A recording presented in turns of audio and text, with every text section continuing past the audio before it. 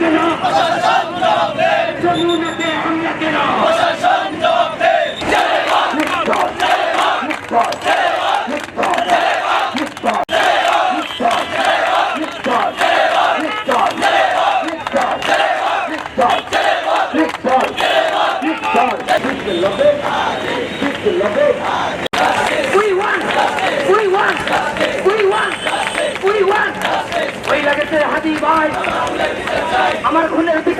আমরা যখন যমুনা অভিমুখে কর্মসূচি দিয়েছি তখন পুলিশ আমাদের ভাইদেরকে পাখির মতো গুলি করে হত্যার ষড়যন্ত্র করেছে।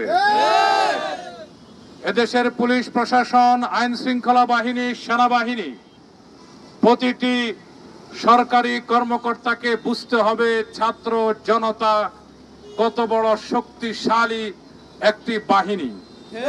বিগত 17 বছর শেখ হাসিনা ক্ষমতায় ছিল, তাদেরকে বিএনপি সহ কোন রাজনৈতিক দলের আন্দোলনের মাধ্যমে তাদের পতন হয় নাই, ছাত্র জনতার আন্দোলনের মাধ্যমেই তাদের পতন হয়েছে।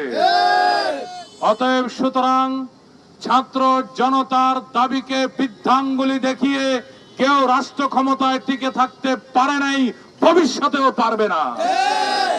আমাদের 1 নম্বর দাবি হলো হাদি হত্যার বিচার অবশ্যই করতে হবে। 2 নম্বর, আমরা সুস্থ নির্বাচন চাই, তাই আগামী নির্বাচন শেষ হওয়া পর্যন্ত যদি হাদি হত্যার বিচার না হয় তাহলে আমরা নির্বাচনের পর আবার মাঠে নামবো ইনশাল্লাহ। 3 নম্বর, হাদির লাশ নিয়ে যাবালা পুলিশ কর্মকর্তা রাশেদ কাজীকে চাকরি থেকে বরখাস্ত করতে হবে এবং তাকে বিচারের আওতায় আনতে হবে। 4 নম্বর, সাংবাদিকদের ক্যামেরা ভাঙচুর ও তাদেরকে আহতকারী পুলিশ কর্মকর্তা শাস্তি দিতে হবে। 5 নম্বর, জাবের সহ ইনকিলাব মঞ্চের সকল সদস্যকে আহতকারী পুলিশ কর্মকর্তা বিচার করতে হবে এবং চিকিৎসার সুব্যবস্থা করতে হবে। 6 নম্বর, দেশ পরিবর্তনের জন্য আগামীকাল 8 তারিখ আমরা সবাই হার পক্ষে গণমিছিল করবো ইনশাআল্লাহ। সুস্থ ছাত্র হাদি ভাইকে হত্যা করা হয়েছে, আজ পর্যন্ত ইন্টারিম গভর্নমেন্ট এখন পর্যন্ত কোনো বিচার করে নাই। আমরা চাই অতি দ্রুত অপরাধী যদি বিদেশেও পলাতক থাকে, ইন্টারিম গভর্নমেন্ট প্রবাসী কথা বলে তাড়াতাড়ি দেশে এনে তার ফাঁসি কার্যকর করতে হবে। এমনকি নির্বাচন সুষ্ঠু হতে হবে, আমরা নির্বাচন চাই। নির্বাচনের পরে যে সরকার ক্ষমতা আসবে ওই সরকার যেন হাদি হত্যা সুষ্ঠু বিচার করে। হাদি ভাইয়ের সন্তান, হাদি ভাইয়ের স্ত্রী মাঠে নামেছে কি জন্য? এটা আমাদের জন্য লজ্জা। আমরা এই লজ্জা নিয়ে বেঁচে থাকতে চাই না। আমরা চাই ইন্টারিম গভর্নমেন্ট যদি নাও পারে, পরবর্তীতে যদি কোনো সরকার আসে ওই সরকার যেন হাদি ভাইয়ের হত্যার জন্য বিচার করে। এমনকি গতকালকে ইনকিলাব মঞ্চ পুরো হত্যার বিচার যে পুলিশ সদস্য বলেছে যে হাদির লাশ নিয়ে যা, আমরা ওকে চাকরিচ্যুত করতে হবে। এমনকি আমরা এর বিচার চাই, এমনকি ওরে বিচারের মুখোমুখি করতে হবে। আমি চাই আমার ভাই যে ক্লাসগুলো আমাদেরকে শিখিয়ে গেছে সেই অনুযায়ী আমাদের দেশ পরিচালনা হবে।